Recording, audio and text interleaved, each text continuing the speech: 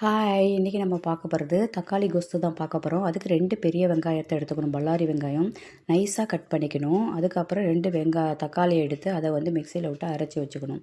அதுக்கப்புறம் பார்த்திங்கன்னா வானலில் வந்து அடுப்பில் வச்சு அடுப்பை பற்ற வச்சு கொஞ்சம் எண்ணெய் ஊற்றிக்கணும். கொஞ்சம் எண்ணெய் கொஞ்சம் துவன ஊற்றினா நல்லாயிருக்கும். அதில் கடுகு உளுத்தம்பருப்பு போட்டு தாளித்து அதில் வந்து கருவேப்பிலை போட்டுக்கிட்டு அதுக்கப்புறம் வெங்காயம் அதை வந்து வெங்காயத்தை வந்து நல்லா கட் பண்ணி வச்சுருக்கிற வெங்காயத்தை போட்டு நல்லா வதக்கணும். ஓகேவா? வதக்கினதுக்கு அப்புறம் என்ன அப்படின்னா அது வந்து கொஞ்சம் நல்லா கிளாஸ் பதம் வரணும். சரியா? இது நல்லா வதக்கிறதுல தான் இருக்குது. நல்லா வதக்கிடணும். வதக்கினதுக்கப்புறம் அது கிளாஸ் பதம் வரும். சரியா? அந்த கிளாஸ் பதம் வர வரைக்கும் நல்லாவே வதக்கணும். அதுக்கப்புறம் நல்லா வதங்கினதுக்கப்புறம் என்ன செய்யணும் அப்படின்னா பாருங்கள், இந்த அளவுக்கு நல்லா வதக்கணும். வதங்கினதுக்கப்புறம் தக்காளி வந்து நல்லா நைஸாக அரைச்சி வச்சுக்கணும். சில பேர் வந்து கொஞ்சம் திப்பியாக அரைப்பாங்க. எனக்கு நைஸாக அரைச்சா தான் போதும். இது வந்து அரைச்சி வச்சுக்கிட்டு அதில் வந்து கொஞ்சம் பெருங்காயத்தூளை போட்டு தாளிக்கணும்.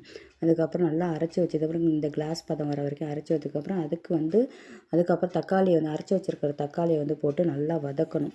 வதக்கினதுக்கப்புறம் நல்லா வதங்கினதுக்கப்புறம் தனி மிளகாத்தூள் கொஞ்சம், அதுக்கப்புறம் இது மிளகாத்தூள் கொஞ்சம் மஞ்சத்தூள் போட்டுக்கலாம். நான் மிக்சடு மல்லித்தூள் தான் போட்டிருக்கேன். நீங்கள் வந்து நல்லாயிருக்கும். ஸோ போட்டு நல்லா வதக்கணும். வதக்கினதுக்கப்புறம் தேவையான அளவு உப்பு போட்டுக்கணும். உப்பு போட்டு நல்லா வதக்கணும். அந்த பச்சை வாடை போகிற வரைக்கும் வதக்கணும். வதக்கினோடனே தேவையான அளவு தண்ணி ஊற்றி நல்லா கொதிக்க வைக்க வேண்டியது தான். ஓகேவா? நல்லா வந்து எவ்வளோ தண்ணி தேவையோ அவ்வளோ அவங்கவுங்க இஷ்டத்துக்கு ஊற்றிக்கலாம்.